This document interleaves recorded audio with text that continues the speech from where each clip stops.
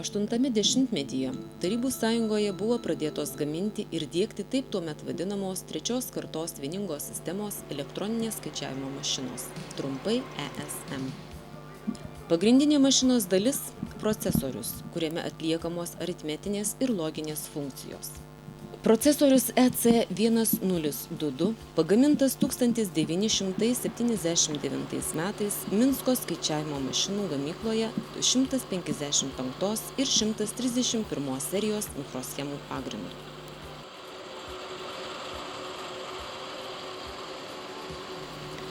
1989 metais, modernizuojant ESM, į kompleksą buvo įjungtas galingesnis procesorius EC1036, didesnio taktinio dažnio, didesnės operatyvinės atminties ir pagamintas didesnio integracijos laipsnio 500 serijos mikroschemų bazėje. Procesoriaus priekinė dalis – inžinieriaus pultas su daugybė lempučių ir rankenėlių. Juo naudojasi aptarnaujantis inžinierius, elektronikas, profilaktiškai aptarnaudamas ir taisydamas ESM.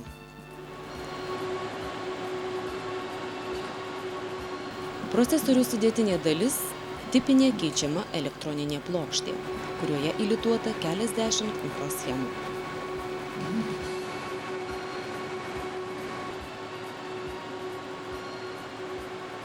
Procesorius – kabeliais, kurie prakloti po aliumininėmis grindimis, sujungtas su išoriniais įrenginiais per jų valdymo spintas.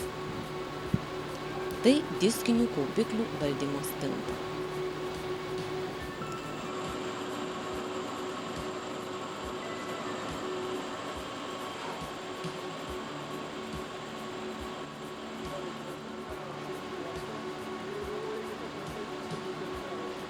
Procesoriaus naudojamas galingumas siekia 10 kW.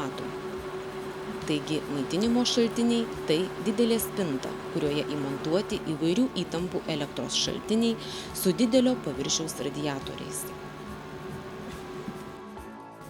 ESM aptarnauja operatorė, kuri bendrauja su ESM per operatoriaus pultą displėjų su klaviatūra. Duomenys iš pirminių dokumentų, kurie gamybiniuose padaliniuose užpildomi, po to įrašomi į magnetinę juostą ir įvedami į ESM atmintį per magnetinių juostų įrenginį magnetofoną.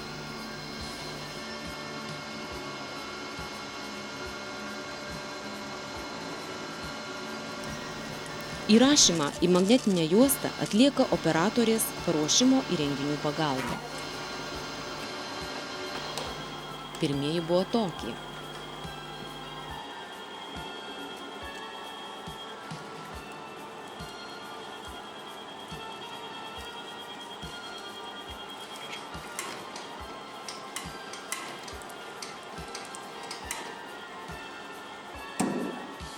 Vėliau atsirado tobulesni su monitoriumi.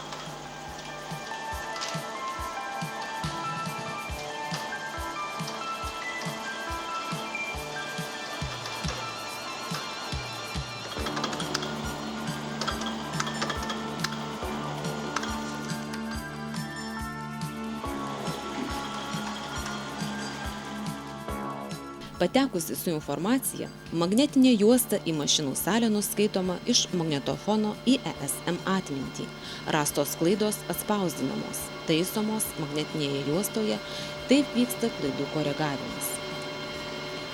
ESM aptarnauja kelios dešimtys darbuotojų – inžinieriai, programuotojai, operatoriais. –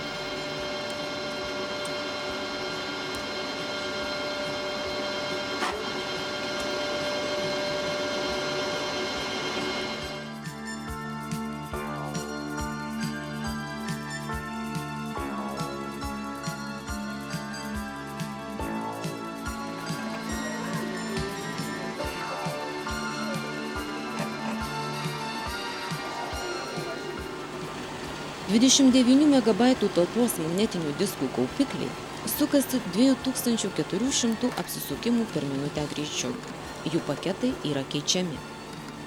Paprastai vienas kaupiklis naudojamas operaciniai sistemai OS įkrauti, kiti darbiniai. Visi duomenų masyvai saugomi keičiamuose diskų paketuose. Prie vieno valdymo įrenginio gali būti prijungiama iki 8 diskinių kaupiklių.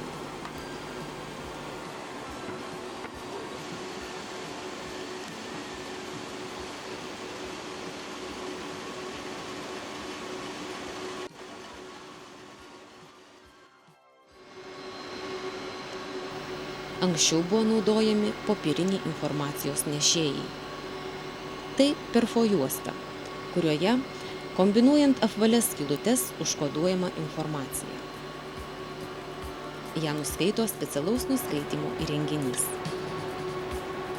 Kitas popierinis nešėjas – perfokorta, sudaryta iš 80 kolonėlių.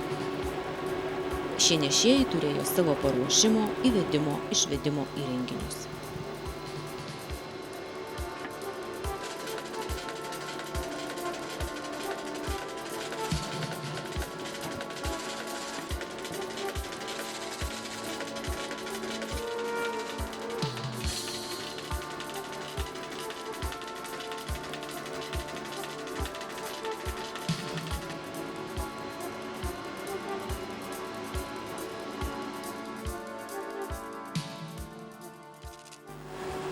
Spausdintuvas – tai išorinis išvedimo įrenginys.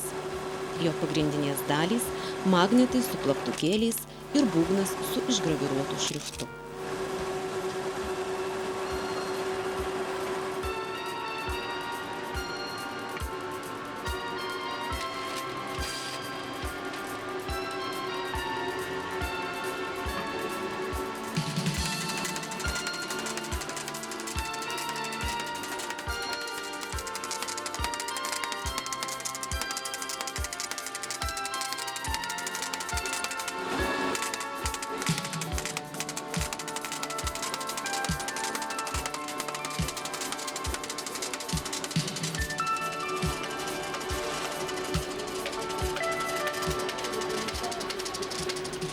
Per vieną būgno apsisukimą atspausdinamas vienas simbolis.